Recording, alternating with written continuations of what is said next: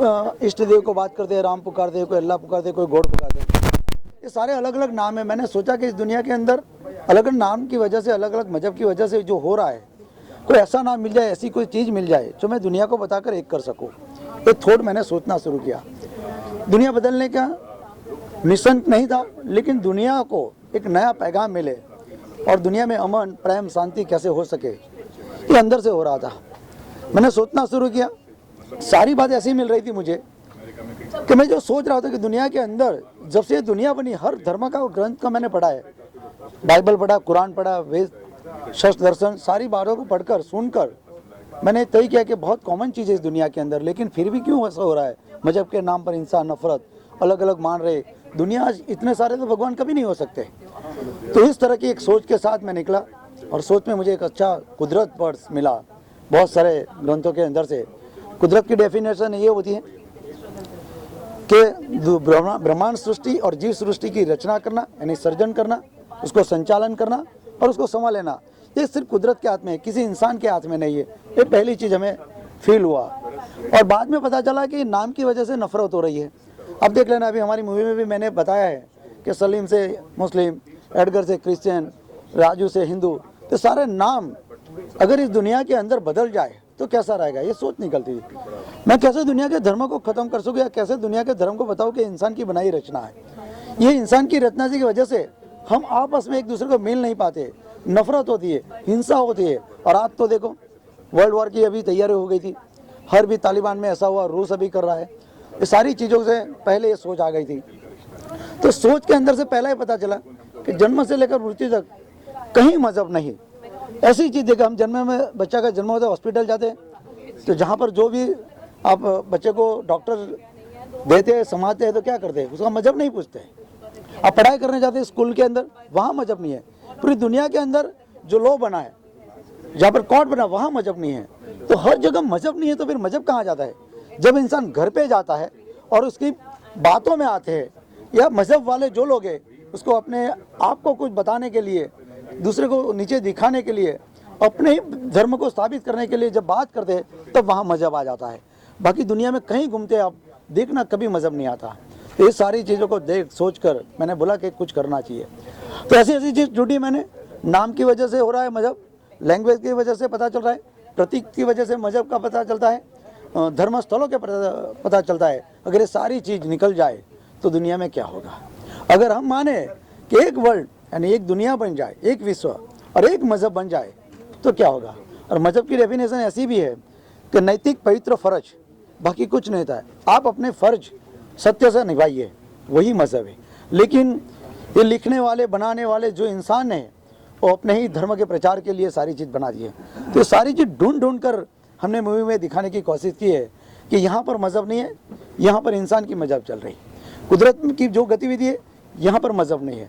और अगर एक दिन आप देखते जाओ मजहब भी कैसे बना, देश कैसे बना, जुड़ते जाते हैं इंसान, एक देश दूसरे देश से अलग हो जाते हैं, जुड़ते जाते हैं। तो हमारे में से 3 देश बढ़ गए।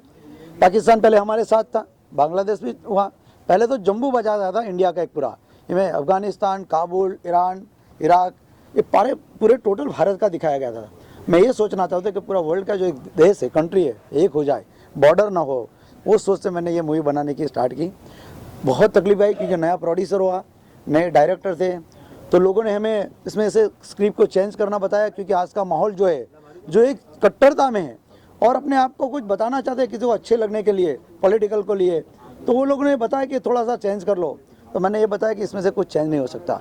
हम किसी मजहब को गलत दिखाने की कोशिश नहीं कर रहे, हम किसी मजहब के बारे में बताने नहीं चाहते, लेकिन जो रियल बात है, हमारा जन्म हुआ इस दुनिया के अंदर, पहले स्त्री पुरुष थे, इतने मजहब नहीं थे, वो दिखाना चाहते हैं। हम सच्ची बात बताना चाहते हैं। और आखिर में इस दुनिया के अंदर हम सबको मरना है, तो फिर क्यों मारते हैं, क्यों युद्ध करते हैं, क्यों नफरत करते हैं, क्यों हिंसा करते हैं। ये मैसेज लेकर मैं आया हूँ आपके बीच के अंदर।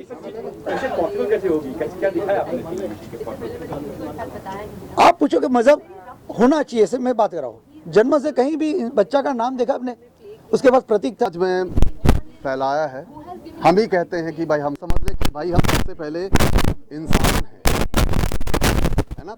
तो इंसानियत सबसे बड़ा धर्म है, जो हमारी फिल्म कहती है, जिसे प्रवीण ने बहुत खूबसूरती से एक स्क्रिप्ट को बहुत अच्छे ढंग से कन्वे किया है। अगर सोसाइटी में ये चीज़ जाती है, हम चाहेंगे कि आप लोगों के माध्यम से अगर ज़्यादा से ज़्यादा लोग इस फिल्म को देखें, अगर उसमें से कुछ % लोग भी अगर उनका हृदय परिवर्तन होता है तो शायद यही हम लोगों का सक्सेस होगा। आप सबको थैंक यू यहाँ पर आने के लिए। और अब शादी भाई गई। हेलो, नमस्कार एवरीवन। जैसा कि फिल्म द क्रिएटर है, इसका कॉन्सेप्ट तो आपको सबको समझ में आ ही गया। ट्रेलर देखा आपने, फिल्म देखी। बेसिकली कॉन्सेप्ट ये है कि पूरी दुनिया से सारी बाउंड्रीज हटा दी जाएं, सारी सीमाएं हटा दी जाएं। पूरी दुनिया में सिर्फ एक ही लैंग्वेज हो, एक ही धर्म हो, जो मानव धर्म जिसे कहते हैं वही धर्म हो, तो दुनिया कितनी ब्यूटीफुल होगी, कितनी सुंदर होगी। कि जिस तरह से एक आकाश में एक पंछी उड़ता है तो उसके लिए कोई सीमा नहीं होती, कोई बाउंड्री नहीं होती, वो कहीं से कहीं भी उड़ के जा सकता है। ऐसे ही हमारे लिए भी हो, कोई बाउंड्री ना हो। इंडिया, पाकिस्तान, इंग्लैंड, अमेरिका कुछ नहीं हो, सिर्फ एक वर्ड है। तो बेसिकली कॉन्सेप्ट फिल्म का वो है जो कि हमारे डायरेक्टर साहब, प्रोड्यूसर साहब ने बहुत लंबे टाइम से इस पर मेहनत की और बहुत अच्छे से उसको स्क्रीन पे उतारा है। तो अब आपकी बारी है। आप लोगों से यही रिक्वेस्ट है कि इस फिल्म को, इस मैसेज को ज़्यादा से ज़्यादा लोगों तक पहुंचाओ और ज़्यादा से ज़्यादा लोग इसको देखें। तो आई एम श्योर कि डेफिनेटली कुछ ना कुछ तो चेंजेस होंगे। कि जैसे मेरा इस कैरेक्टर है फिल्म में आलम डॉन, जो नेगेटिव होता है लेकिन एक मूवमेंट पे आकर के उसको रियलाइज़ होता है कि नहीं यार, मुझे इस मिशन का साथ देना चाहिए और ये सच है, ये सही बात है, ऐसा होना चाहिए। तो उसका हृदय परिवर्तन होता है और एक मूवमेंट पे आकर के वो नेगेटिव से पॉजिटिव होता है, डॉक्टर रे का साथ देता है और उस मिशन में जुड़ता है। तो आई एम श्योर डेफिनेटली कि दुनिया में भी ऐसा चेंजेस होगा। और इस हालात में, इस दौर जो अभी चल रहा है उसके हिसाब से तो बहुत ही परफेक्ट है कि हम अननेसेसरी धर्म को लेकर के और भाषाओं को लेकर के और बाउंड्रीज को लेकर के कितना नरसंहार जो हो रहा है दुनिया में, उसके हिसाब से तो बहुत ही ज़बरदस्त मैसेज है। तो आप सबसे यही प्रार्थना है कि इस फिल्म को, इस मैसेज को ज़्यादा से ज़्यादा लोगों तक पहुँचाएँ। आपके हाथ में है ये सारी चीज़ें। और बहुत बहुत शुक्रिया आपका यहाँ आने के लिए। Thank you so much. Praveen ji, trailer देखा हम लोगों ने, बहुत खूबसूरत ट्रेलर काटा है। आई होप कि अगर फिल्म ऐसी होगी तो सच में ये क्रांति लाने वाली है। कुछ कहना चाहेंगे? मैं बस ये कहना चाहता हूँ कि मतलब कॉन्सेप्ट के बारे में, हमारे फिल्म के मुद्दे के बारे में तो सबने शेयर किया ही है। और हम वाकई में चाहते हैं कि हमारी फिल्म से जेन्युइनली परिवर्तन आए। मतलब हम ये पूरी फिल्म बनाने के बाद अगर हमारी फिल्म देख के 10 लोगों के अंदर भी है ना चेंजेस आते हैं ना, तो हम सोचेंगे हमने एक शुरुआत कर दी। वो 10 लोग और 10 लोगों को मोटिवेट करेंगे और 10 लोगों को मोटिवेट करेंगे। और ये तो कंफर्म है कि ऐसा होगा। क्योंकि लास्ट में जो बेसिकली ये जो फिल्म है, जब गुरुजी कॉन्सेप्ट लेके आए थे तो हमें जो हमारी फिल्म है ना, फिल्म का सार वो अदालत है। और अदालत आता है लास्ट के मतलब बिल्कुल क्लाइमेक्स में। लेकिन अदालत तक ऑडियंस को बांध के रखना, उनको पूरा ना कि वो अदालत तक हमारी बात को सुने, तो वो पूरा ताना बाना मैंने रचा। डॉक्टर रे का कैरेक्टर जैसा कि दया सर कास्ट हुए तो मेरी पहली चैलेंज थी कि उनके लुक पे, उनकी उस पे, और मतलब मुझे भी पता लगा कि मतलब वो इतने बेहतरीन अभिनेता है, तो उनको साथ बड़ा मज़ा आता गया करते करते। तो और अदालत तक हम पहुंचाना चाहते थे अपनी फिल्म को कि अदालत तक हमारी बात वो पहुंचे, क्योंकि मैसेज के लिए फिल्म बनाई थी बेसिकली वो। और हम चाहते थे कि हमारी फिल्म लोगों तक पहुंचे, लोगों तक जाए। और मैंने ये फिल्म में लाइन भी लिखी है कि आप कुदरत में बिलीव करो, कुदरत में गतिविधि होती है। तो आप एक बार सोचो, और अगर आप शिद्दत से सोचते हो तो ये इट्स अ फैक्ट। ये मैंने महसूस किया। मैंने अपनी जो दूसरी फिल्म बनाई थी जो कि वेब सीरीज़ में कन्वर्ट होके रिलीज़ हुई, उसके बाद मैं एक बड़ी फिल्म चाहता था कि मुझे एक फ़िल्म मिले जिसमें मतलब मैं कुछ दिखा सकूं, अपने टैलेंट दिखा सकूं। मैंने इतनी शिद्दत से वो चीज़ मांगी ना, तो अपने आप ही ऐसे सर्कमस्टांसेस मिल गए कि मतलब अपने आप ही मेरे को गुरुजी मिल गए, उन्होंने कॉन्सेप्ट दिया, मैंने उनसे शेयर किया, अपने आइडिया शेयर किए कि इस तरह से मैं फिल्म को लेकर जाता, और ताना बाना बनता चला गया। और मतलब हमने जब ये फिल्म बनाई, मतलब बहुत ही कंट्रोल बजट था, क्योंकि हमारे पास पैसा नहीं था, लेकिन हमारे पास विजन था, पैशन था। तो उस पैशन के थ्रू हम बनाते गए। कारवा हुआ, जुड़ता गया। सब लोगों ने मतलब कोई फीस नहीं देखी अपनी, उन्होंने कहा कि थॉट बड़ा है, हमें बट thought के अपने साथ आप कुछ जुड़ना है। नहीं हुआ, इन्होंने बहुत मेहनत की, हमने देखा सेट पे, अपने आप कुछ भी नहीं हुआ। और देखा जाए तो फिल्म जो है वो किसी भी धर्म को, किसी जाति को, किसी इंसान को ऊंचा नीचा दिखाने वाली फिल्म है ही नहीं है। शांति और प्रेम को स्थापित करने वाली फिल्म है, शांति और प्रेम को बढ़ावा देने वाली फिल्म है कि एक तरह से मिलजुल करके हम रहें, एक मानवता का एक सम्मान करें, बेसिकली यही है। और प्रवीण जी, अगर ऐसी क्रांति आ गई हो की शायद आ गई, तो फिर ये जो धर्म की दुकानें चलाते हैं उसका तो धंधा बंद हो जाएगा। तो नहीं, वो भी हम यही चाहते हैं कि वो भी सुधर जाए। अगर वो भी सुधर जाए, आप धर्म की सोचिए, दुकानें अगर चलाते हैं तो होना ही चाहिए धंधा बंद। धर्म एक ऐसी चीज़ है ना जो शायद कभी खत्म नहीं होगा, है ना। धर्म, सारे धर्म अच्छे हैं, बस हम लोगों का क्या उन धर्मों को समझने की भाई आपको धर्म समझ में भी आना अगर हो चाहिए तो मानव से बड़ा धर्म भी नहीं है ना। मानवता को पहले दर्जा दोगे तो अपने आप ही धर्म डाउन हो जाएगा। आप कुछ कहेंगे? मतलब मैं यही कहना चाहता हूँ कि मतलब जैसा आपने बोला कि अगर ख़त्म हो जाए तो ये भी यही हमारा थॉट है, हमारा इमेजिनेशन है, एक कल्पना है। एक कल्पना हमने सोची है कि मतलब काश अगर ऐसा हो जाए तो क्या हो।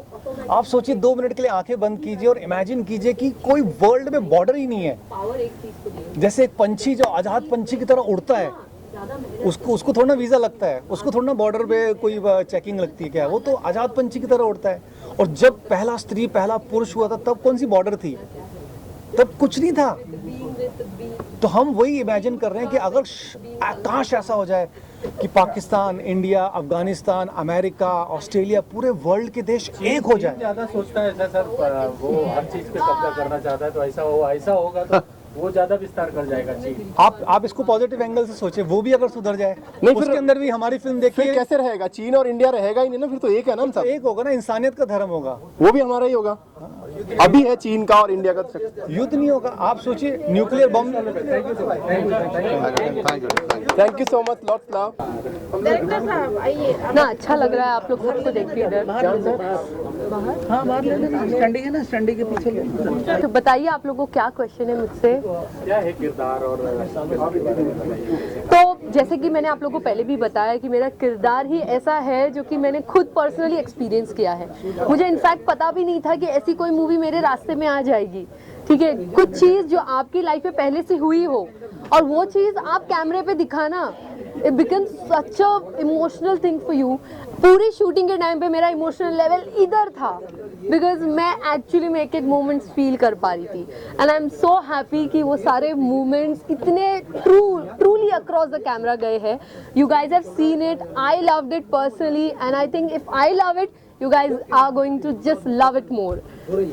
तो जैसे अभी आपने शेयर किया इसके पहले कि मैं मुस्लिम बैकग्राउंड से आती हूँ और मेरे साथ ऐसा कुछ हो चुका है, उसको कैसे जब आप कैरेक्टर में होते हैं तो वो कितना सहयोग किया आपको? तो एक सीन था हमारी मूवी में जब मैं रो रही थी। मेरा अजय जो कि मेरा हिंदू लवर है जिससे मैं प्यार करती हूँ, और उसको जब मारा गया था और वो हॉस्पिटल में था तो मैं रो रही थी। ऐसी ही कुछ घटना मेरे साथ पर्सनल लाइफ में हुई थी। I was hardly 14 and a half years old and I was working because मैं 13 साल की उम्र से काम कर रही हूँ and my first salary was 1000 rupees। तो उधर से मैंने अपनी ज़िंदगी शुरू की थी। So I fell in love with a guy and उधर ये हो गया था कि he left me। ओके, उसने मुझे छोड़ दिया, उसकी वजह से मैंने जहर ले लिया था। I got admitted to the hospital and I was crying because कहाँ से मेरे पाइप गया था मुझे नहीं पता, just to remove the rat poison जो कि मैंने कंज्यूम कर लिया था रात को। उसके बाद ये हुआ कि सारा कुछ मेरा ट्रीटमेंट हुआ, आई वॉज ओके। मैं खिड़की थी मेरी जो रूम था उसमें से खिड़की में से मैं हमेशा देखा करती थी कि वो शायद से मुझे मिलने आएगा या शायद से मुझे देखने आएगा, बट वो कभी हुआ नहीं। एंड 3 दिन मैं हॉस्पिटल में एडमिटेड थी और मैं उम्मीद कर रही थी कि शायद से वो वापस आ जाए, बट वो कभी हुआ नहीं। वही सेम मोमेंट जब अजय हॉस्पिटल में था मैं वो फील कर पा रही थी। आज भी वो दर्द उतना ही ज़्यादा जिंदा है जो कि आज से 5-6 साल पहले जिंदा था मेरे दिल में, क्योंकि पहला प्यार हम कभी भूल नहीं सकते और जो पहला दर्द होता है वो हमेशा चेरिश करते हैं। तो ऑफ कोर्स मैं सारे मोमेंट चेरिश करती हूँ, बट वो दर्द आज भी जिंदा है एंड आई डोंट नो कब तक रहेगा, बट हमारे दिलों में दर्द हमेशा मौजूद रहना चाहिए। It's very important, it takes you head in life. So the pain that I have in my heart is letting me go ahead in life. So thank you so much for all the people who's given me pain. See where I am right now. Thank you. Bye.